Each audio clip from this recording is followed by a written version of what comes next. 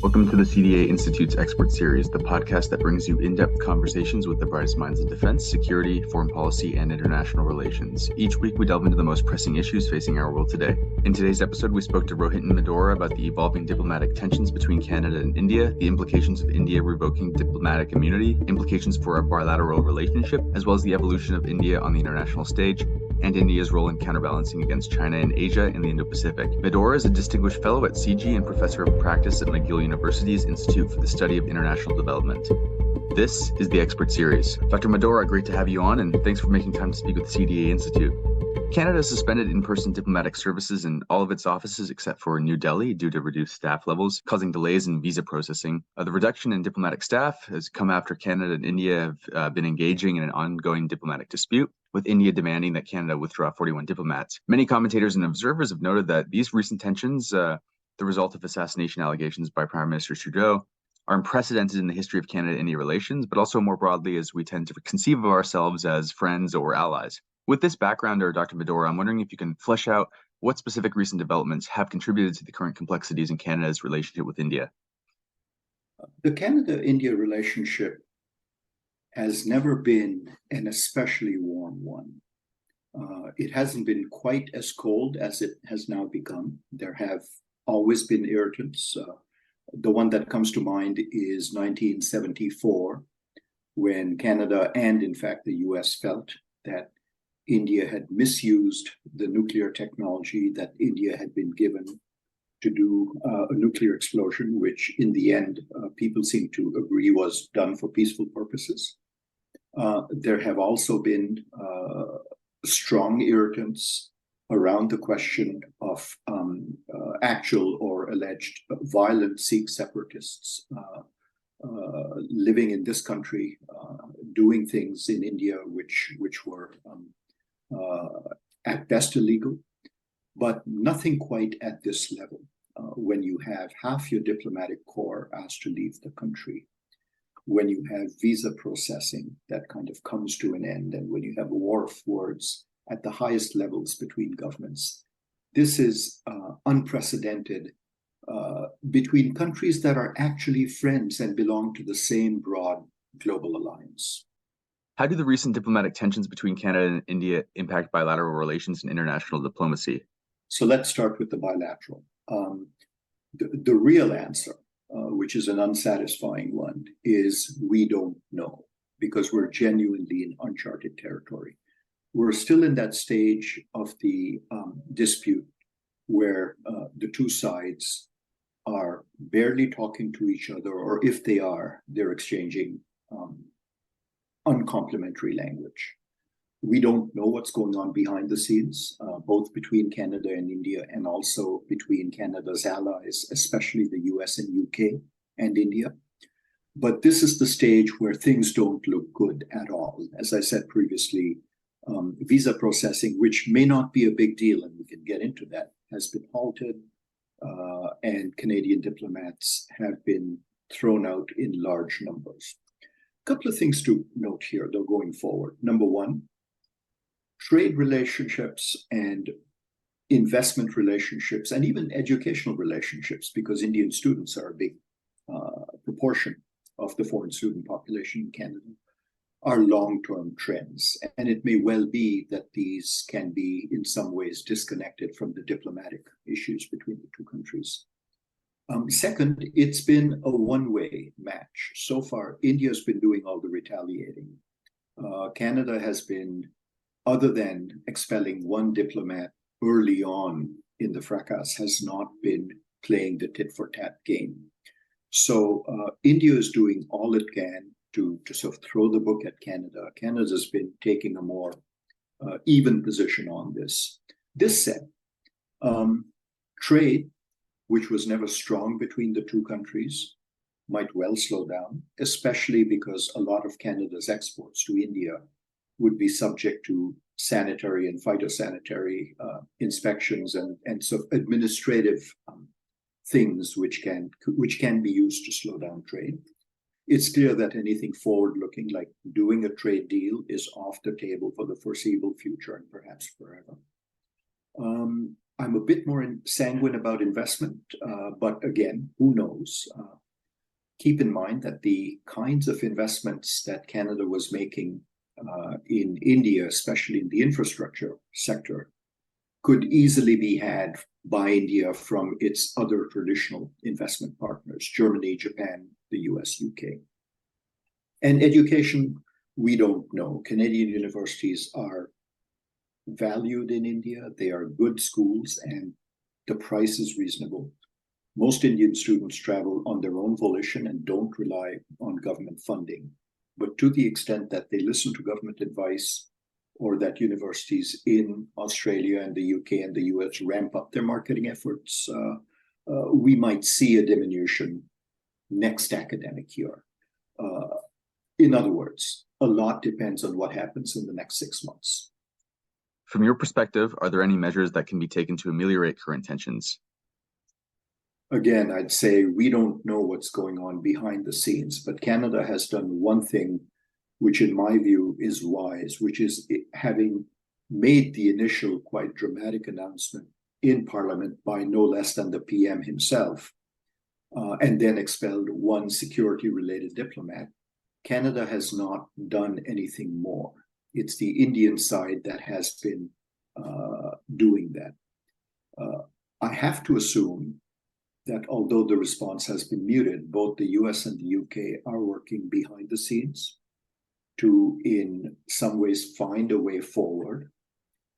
Meanwhile, the evidence, whatever it may be, and that's another thing we were not clear on, will at some point come out, either in court or if not, it will be sealed, but there will be some sense of how serious it was. And a lot depends on how that case plays out. Will people be charged? Will an official Indian implication become evident? And what happens then? So there's that little bombshell that we're not aware of. But short of that, I think diplomatically at this point, what has to be done is to tone things down, remind everyone that at the end of the day, tragic as this incident was, it cannot color relations between two countries that actually see eye to eye on many global issues. And as I said previously, are actually part of an emerging broad alliance, mainly against China, but also Russia, which India and Canada should be valuing. What are the potential implications of India revoking the diplomatic immunity of Canadian diplomats, and how does it affect diplomatic norms and relations between the two countries? So on the diplomatic norms side, I would reiterate that this is nearly unprecedented to have almost half your diplomatic corps leave a country that is allegedly a friend and ally means something. Now, what were these folks doing, and therefore what doesn't get done, is the second question. Clearly, as the Canadian government has pointed out, visa processing for Indian applicants to Canada will slow down. In principle, it can be done from other cities in the region or indeed from Ottawa. A lot of that is outsourced anyway. But yes, there's some blowback when it comes to travel, education, and business permits, work permits, and that kind of thing, which will slow down. Canada's eyes and ears in India and its presence, both for hard power to the extent that we have it and soft power, which we do wield, will now be significantly lower, especially in the secondary cities, which have been affected by the closure of a Canadian consular presence there. Beyond that, again, in the age of connectivity, I'd be hard-pressed to say that not having boots on the ground is definitively a sealed window anymore. But the symbolism, in some ways, is more important than what actually happens, because I think a lot of what we now do in terms of monitoring and relationship building can be done imperfectly from elsewhere.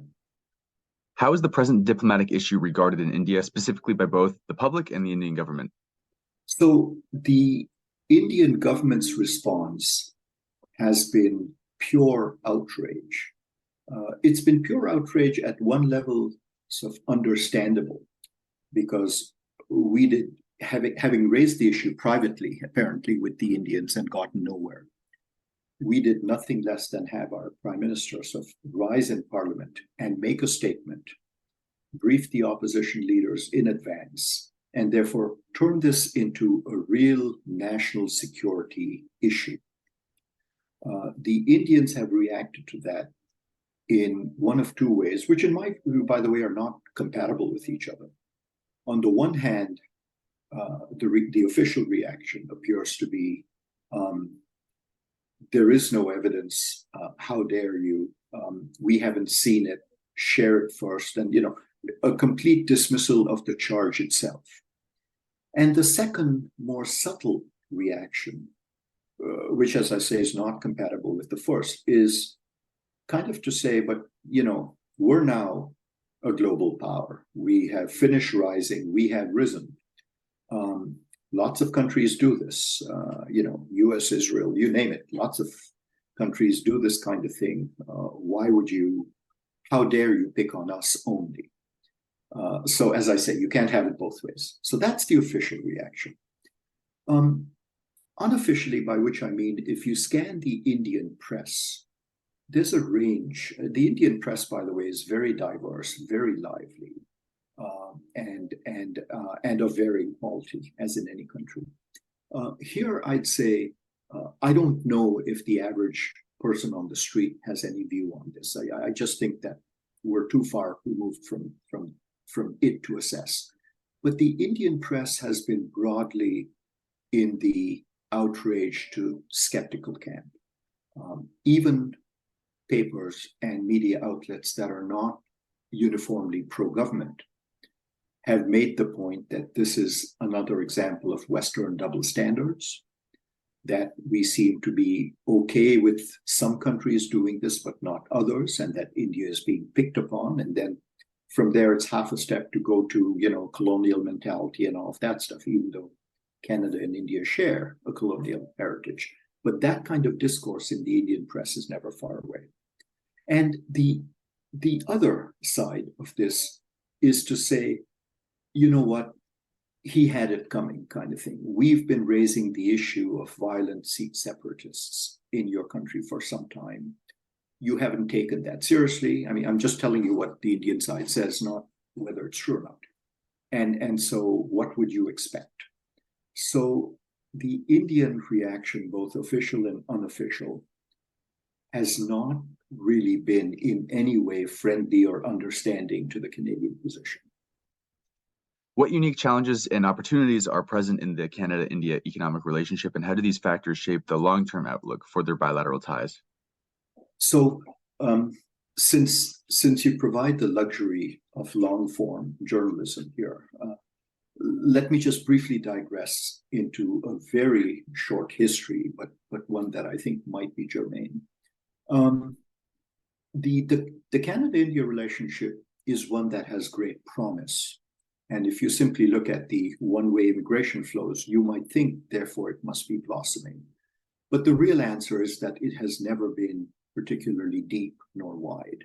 There have been episodes. So I would say that in the early decades after Indian independence in 1947, Canada's foreign policy was still oriented at its British and European roots and at its very strong gravitational pull south to the US. And so countries like India and the soon-to-be newly independent countries in Africa and so on didn't matter except from an international development and foreign aid point of view. There wasn't much strategic sense to that relationship. There have been periods of warmth at the leadership level, which unsurprisingly have not translated into anything more. Clearly, Pierre Trudeau intellectually was taken by the non-aligned movement and all those things that India and other large developing countries stood for in the 60s and 70s. I think he had a quite good relationship with Indira Gandhi. I mean, I can see the two of them interacting well at one level.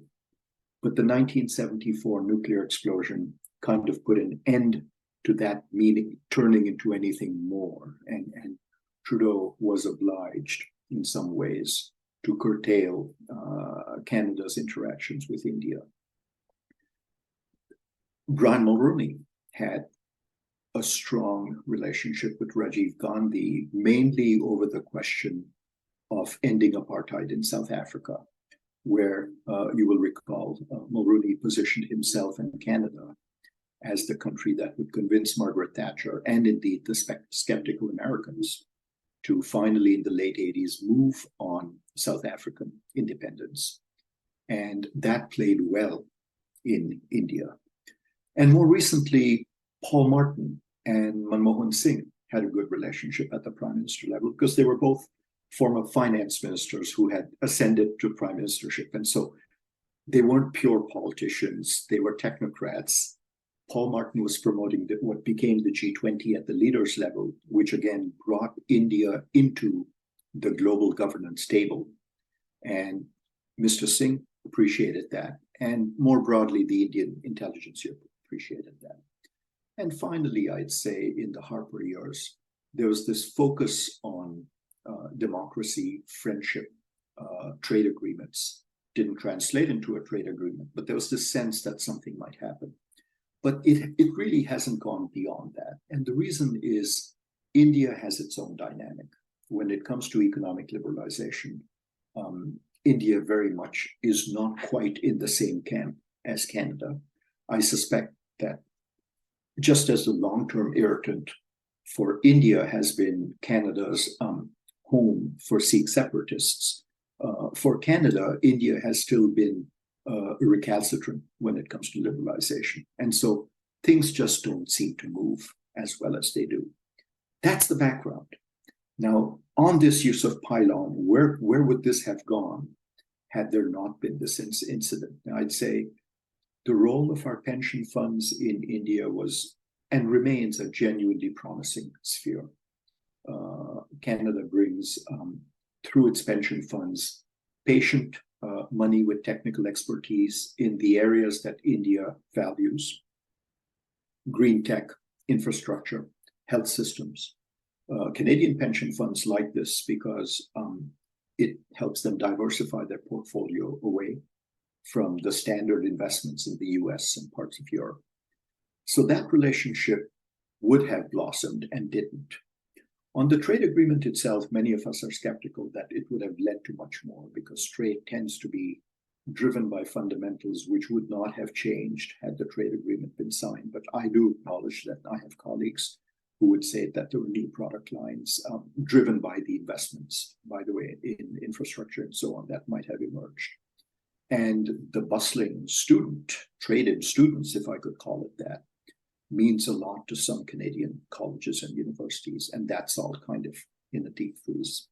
Final point on what this all means, and so if I'm anticipating some questions on geopolitics, India was seen by the Western Alliance as the antithesis to the rise of China. And so if you want to take friendshoring and the reshaping of global supply chains at all seriously, although Indian infrastructure is still quite poor, India would have been a central core of that game. And although India remains a core of that game, the Canada-India dimension of the alliance is now quite frayed. I don't think this will stop the US and the UK and others from courting India. In fact, they're probably rolling their eyes at what they have to deal with in this episode, given their own interests in India. But I do think what we're seeing is that alliances are not uniform and friendly alliances are not always friendly. We know that from the European Union. We know that from NATO. We know that from CUFTA, that it is quite possible that friends quarrel. This, I hope, is still a quarrel, but we don't know. How is India's influence in international geopolitics evolving, and how does it affect Canada's strategic interests and partnerships in the Indo-Pacific region? Canada is too little too late when it comes to the Indo-Pacific region. I think we kind of unveiled a strategy that barely got off the ground and didn't have much new to say or much original to say anyway. And now this, so to speak. On the Indian side, it's been some time, but certainly I'd say in the last 10 years, that India has gone from being, and no thanks also to China, by the way, it's not all India's doing, but India has gone from being, we're emerging to we've emerged. The fact that you look around and you find that the only viable way to counter China is by investing in India and to a lesser extent of South Africa, and then of course the usual suspects, Vietnam, Burma, all of that stuff still puts India in a very central kingpin kind of position. Its membership in the BRICS gives it a certain cachet of being part of two alliances, a sort of Western as well as a non-Western alliance. And the sheer size of the Indian economy and society, which has been growing healthily in the last 2 decades now, since liberalization in the early 90s, gives India heft that it is not used to seeing. And so India has gone from being a bit of a foreign aid recipient to being a strategic partner who's actually has its own foreign aid program, invests in other countries, and is in every way seen as an economic power and a political power in many parts of the world. And so you have a rising India, you have a relatively stagnant, if not declining Canada, because these are relative things. And, there are measures by which Canada barely belongs to the G7 and barely belongs to the G20, and we just don't carry that weight. Therefore, this also tells us something else about the episode, which is Canada is easy to push around. We saw this with China too in the Mung episode, and we're seeing it now with India, that it's an easy way for an emerging power or an emerged power to stand up to the West without paying all the consequences. I don't think India would have done this had the other side been the US or UK, or indeed Germany or Japan, where of course there is no Sikh movement to talk of. But I don't think those countries would have been treated the same way that Canada has. I think Canada's large enough, Western enough, and visible enough that it kind of makes sense to push around. And yet it's small enough and strategically unimportant enough that it makes sense to push around. And we're just caught in that vice. And we have to find some sensible way of freeing ourselves and indeed the Indians from it. In what ways does India's rise serve as a counterbalance to China's growing influence in Asia and the Indo-Pacific? I'm not sure that, well, I shouldn't say I'm not sure. I am sure that India is not in the same league as China when it comes to global power, using any measure you want.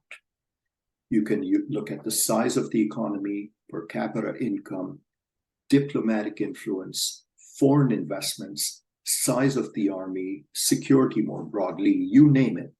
And India is many steps behind China. I think and if you've, traveled in India and seen the state, even of their state-of-the-art highways and infrastructure, it doesn't compare with China. It's still at the pipe dream stage. And there are small investments here and there that are being trumpeted. Apple opens a factory in India to show that India is now a viable competitor. But the fact is, if you add up all the infrastructure capability of India and Vietnam and Burma and all the other countries being touted as alternatives to China, they don't add up to what China gives the global supply chain and value chain. When it comes to technologies, China's patents outweigh India by miles and miles in areas that matter. So I think it's more the symbolism of aligning yourself with a large democracy. And by the way, we haven't talked about the fact that the Indian democracy, many people feel, is fraying and is not quite as healthy as it used to be. But still, it is not quite China, they say, and so India is seen as a friend-shoring ally. I think that's important. If we were having this conversation 10 or 20 years from now, it may well be that it turns out to have been a sound strategic investment. But for now, investing in India alone will not help you with your China problem. Well, Rohinton, we've covered a lot of ground in the past almost 30 minutes or so. We've discussed some of the historical antecedents to the India-Canada diplomatic tensions. We've discussed their impact, and we've discussed India's geopolitical importance, the Canada-India relationship. Before we wrap up this interview, which could go on for quite some time, I think, I'm wondering if you have any final thoughts on anything we've discussed here in the past half an hour, or if you'd like to speak to something that you think is important for our listeners that maybe we haven't had a chance to touch on. No, I think, Josh, you've been very comprehensive and generous with your time and questions. My only sort of closing statement would be to put this all in context. In the long run, India and Canada belong to each other. It would be a pity if we don't see a way around this, by which I don't mean caving in by any one country or the other. I think we are right to stand up for our citizens and our security. India is right to worry about its own security and its own place in the world. We just have to find a way for that to happen. The underlying conditions, I think, are there. And this is a job for diplomats, businessmen, and civil society to now sort out. Thanks for joining me, Dr. Medhora. Pleasure having you on the program, and I appreciate your time. That's all for this week's episode of the CDA Institute Expert Series. To learn more about the CDA Institute, you can visit our website at cdainstitute.ca or subscribe to our newsletter. Thanks, and we hope you'll be joining us next week.